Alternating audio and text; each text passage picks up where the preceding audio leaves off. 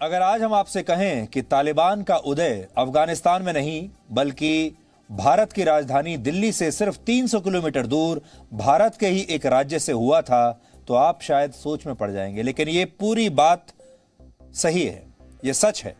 उत्तर प्रदेश के सहारनपुर में एक छोटा सा कस्बा है जिसका नाम है देवबंद और यहीं से सुन्नी इस्लाम के देवबंदी आंदोलन की शुरुआत हुई थी। 155 वर्ष पहले शुरू हुए इस आंदोलन का मकसद तो इस्लाम का प्रचार करना था, लेकिन आगे चलकर इसी विचारधारा के दम पर तालिबान और अल-कायदा जैसे आतंकवादी संगठन अस्तित्व में आए। हालांकि भारत के देवबंदी सुन्नी मुसलमान भारत की आजादी के पक्ष में थे और भारत के विभाजन के विरोध में भी थे, लेकिन बंटवारे के बाद जब ये विचारधारा पाकिस्तान और अफगानिस्तान जैसे देशों में पहुंची तो इस्लाम की कट्टर विचारधारा में बदल गई और इस पर वहाबी इस्लाम का प्रभाव आ गया। आज भी पाकिस्तान की हजारों मस्जिदों और मदरसों से देवबंद की कट्टर इस्लामिक विचारधारा का प्रचार और प्रसार किया जाता है और इन्हीं में से एक है पाकिस्तान की राजधानी इस्लामाबाद में मौजूद लाल मस्जिद, जिसके मदरसे से पढ़कर निकलने वालों में कई बड़े बड़े कुख्यात आतंकवादी शामिल रहे हैं। इसलिए जब तालिबान ने अफगानिस्तान पर कब्जा किया तो इस्लामाबाद की लाल मस्जिद पर न सिर्फ तालिबान के झंडे लहराए गए बल्कि इन्हीं झंडों के सामने खड़े होकर लाल मस्जिद के मदरसे में पढ़ने वाली लड़कियों ने तालिबान की शान में गीत भी गाए। इस मदरसे का नाम है जामिया हफ्सा। इस्लामाबाद के जामिया हफ्सा मदरसे में तालिबान की शान में गाए गए इस गीत की कुछ लाइनें आपको ध्यान से सुननी चाहिए। इससे आपको समझ में आएगा कि पाकिस्तान के मदरसे कैसे तालिबानियों को समर्थन देते हैं और किस रूप में देखते हैं। इस गीत की एक लाइन गाते हुए ये लड़कियां कहती हैं कि उस तालिबान को सलाम है जिसे ना तो रशिया हरा पाया और ना ही नेटो के देश हरा पाए। आप भी ये गाना सुनिए।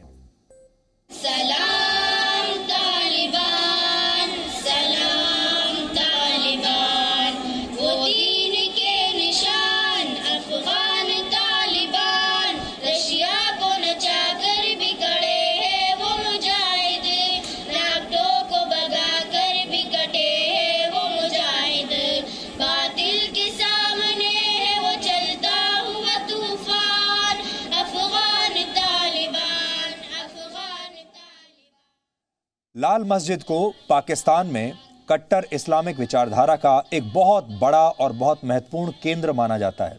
लाल मस्जिद में गाए जा रहे इस गीत के गीतकार कोई और नहीं बल्कि पाकिस्तान के प्रधानमंत्री इमरान खान ही हैं, क्योंकि उन्होंने भी कुछ दिन पहले तालिबान को ऐसे ही सलाम किया था और कहा था कि तालिबान ने गुलामी की बेड़ियां तोड़ने का काम किया है। आपको इमरान खान का वो बयान आज एक बार फिर से सुनना चाहिए और आज आपको समझ में आ जाएगा कि पाकिस्तान कैसे खुलकर तालिबान के साथ खड़ा हुआ है, तालिबान को समर्थन दे रहा है।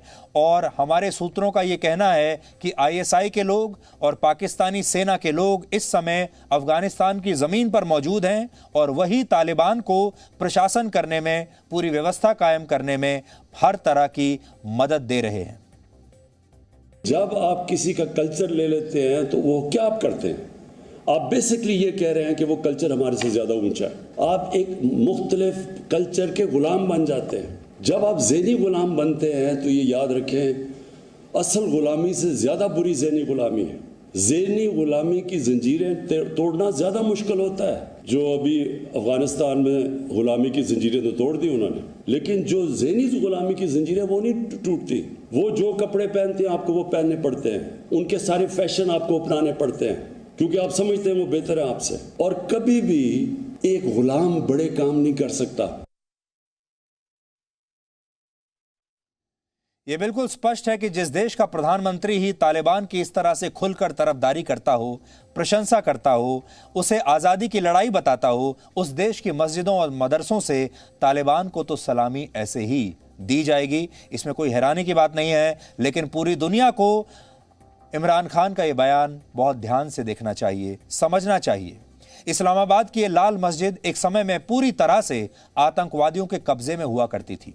वर्ष 2006 और 2007 में हालात ये हो गए थे कि इसी मस्जिद से आतंकवादियों ने पूरे पाकिस्तान में शरिया कानून लागू करने का ऐलान कर दिया था और पाकिस्तान की सरकार के खिलाफ ही इन आतंकवादियों ने बगावत कर दी थी, ठीक वैसे ही जैसे अब इन्होंने अफगानिस्तान में किया है। और इसके बाद बड़ी मुश्किल से पाकिस्तान की सेना ने एक ऑपरेशन चलाकर इस मस्जिद को खाली कराया था।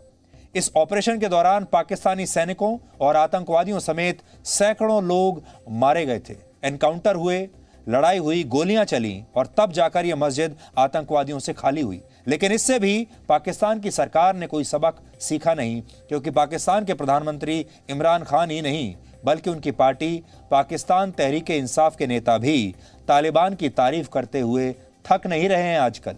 ऐसी ही एक नेता हैं नीलम कादरी शेख, जिन्हें लगता है कि तालिबान अब कश्मीर को भी इसके बाद आज़ाद कराएगा, यानी अफगानिस्तान के बाद कश्मीर का नंबर है। और ये जो नेता हैं ये पाकिस्तान के चैनल्स पर जाकर खुलेआम पूरी दुनिया के सामने, मीडिया के सामने, कैमरे के सामने इस तरह की बात कर रहे हैं। तो इससे आपको पाकिस्तान का असली चरित्र समझ में आता है, जो वहाँ के टीवी चैनल्स में डिबेट्स के दौरान आजकल सुनने को मिल रहा है, देखने को मिल रहा है। ऐसा लगता है कि तालिबान अगर आज पाकिस्तान में चुनाव लड़ ले तो वो बहुत आसानी से शायद अपनी सरकार बना लेगा, अच्छी खासी सीटें जीत लेगा, क्योंकि पाकिस्तान में तालिबान को चारों तरफ से इस समय जबरदस्त समर्थन मिल रहा है। 2 दिन पहले हमने आपको पाकिस्तान ऑक्यूपाइड कश्मीर से आई वो तस्वीरें दिखाई थीं, जिनमें तालिबान के साथ मिलकर युद्ध लड़ने वाले आतंकवादी पीओके वापस आकर वहां पर रैलियां निकाल रहे थे और स्थानीय लोगों से कह रहे थे कि अब उन्हें भी अफगानिस्तान की तरह शरिया कानून कबूल करने होंगे। पाकिस्तान के कट्टरपंथियों ने काबुल पर तालिबान के कब्जे से पहले ही जश्न मनाना शुरू कर दिया था और जुलाई के महीने में पाकिस्तान के कुछ शहरों में तालिबान के समर्थन में रैलियां भी निकाली गई थी। कुल मिलाकर अब पाकिस्तान के पत्ते पूरी दुनिया के सामने खुल रहे हैं। पाकिस्तान एक्सपोज हो रहा है और धीरे धीरे पाकिस्तान के कट्टरपंथी दुनिया को अपना असली चरित्र दिखा रहे हैं। और तालिबान ने अफगानिस्तान की महिलाओं को भले ही पर्दे में रहने का हुक्म दिया हो, लेकिन उसने पाकिस्तान को दुनिया के सामने बेपर्दा जरूर कर दिया है। और जैसा कि हमने आपसे कहा था, इस कट्टरपंथ की शुरुआत आज से 155 वर्ष पहले अविभाजित भारत में सहारनपुर के देवबंद से हुई थी। तालिबान पूरी तरह से इस्लाम की देवबंदी विचारधारा में यकीन रखता है। देवबंदी मुसलमान इस्लाम का पालन करके शुद्ध रूप में इस्लाम का पालन उसके शुद्ध रूप में करते हैं और ये विचारधारा शरिया कानूनों का पालन करने के लिए प्रतिबद्ध है। इसके अलावा इस विचारधारा को मानने वाले मुसलमान आम तौर पर सूफी परंपरा के भी खिलाफ रहते हैं और वो इस्लाम धर्म में किसी भी तरह की कोई भी मिलावट को बर्दाश्त नहीं करते। तालिबान की स्थापना करने वाला मुल्ला उमर और जैश-ए मोहम्मद का चीफ मसूद अजहर भी देवबंदी विचारधारा को मानने वाले लोग हैं। तालिबान के ज्यादातर आतंकवादी पाकिस्तान के देवबंदी मदरसों से ही पढ़कर निकले हैं और 1990 से 2009 के बीच पाकिस्तान में जितने भी आतंकवादी पकड़े गए उनमें से 90% देवबंदी मुसलमान ही थे।